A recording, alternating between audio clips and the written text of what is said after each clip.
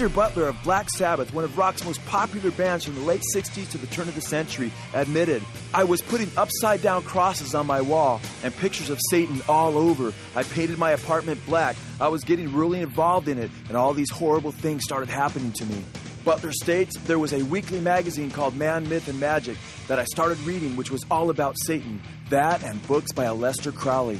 Black Sabbath's reunion album liner notes state, quote, "Black Sabbath was launched in the U.S. with a party in San Francisco with the head of the Church of Satan, Anton LaVey, presiding over proceedings. All of a sudden, Sabbath were Satan's right-hand men."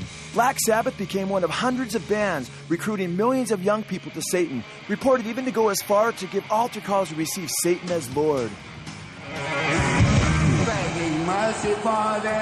Black Sabbath was named after a satanic being that appeared to bass player Geezer Butler after he had already painted his house black and adorned it with upside-down crosses and depictions of Satan. This satanic being that appeared at the foot of Butler's bed is considered the fifth mystical member of Black Sabbath, who gave them the material for their first 3 albums. Ozzy Osbourne has admitted that he thinks that he is a vehicle being used by Satan, declaring, "I don't know if I'm a medium for some outside source. Whatever it is, frankly, I hope it's not what I think. Satan." I was getting into, not practicing, but reading a lot of spiritualism and black magic and white magic and all that kind of stuff, and, which, a lot of people were doing at the time, which is like the post-hippie generation kind of thing, so all the peace and love was going out the window. And spiritualism and meditation, all that was coming in, so I was interested in that.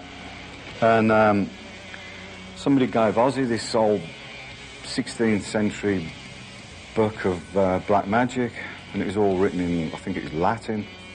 And he brought it round to my flat because he knew that I was interested in books and magic and all that kind of thing. And I just got this really weird vibe off it. And I put it in this cupboard in the apartment that I was living in. And that night, I just woke up suddenly, and there was just this black shape at the bottom of my bed, and it just vanished into thin air as I was staring at it. And I just had the thought, it's got to have something to do with this book that Ozzy brought round for me, and I leapt out of bed, rushed to the cupboard to throw this book out, and the book was gone. And the next day, I told Ozzy about it.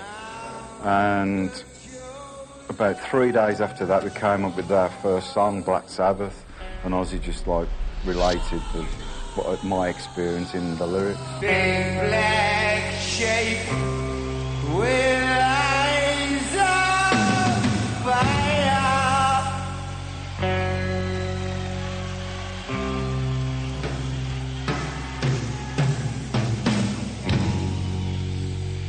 telling people their desire, Satan sitting there, he's smiling,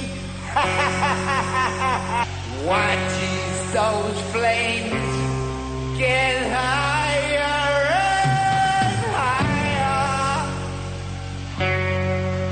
Oh no, please God help